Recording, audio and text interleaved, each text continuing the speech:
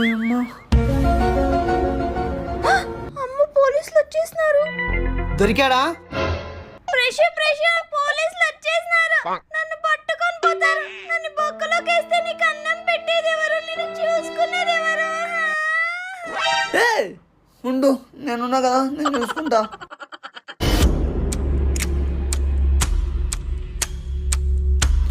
ఏంది వీడు బిత్తర చూపులు చూస్తున్నాడు? రేయ్, ఆ పని చేసింది నువ్వే కదా?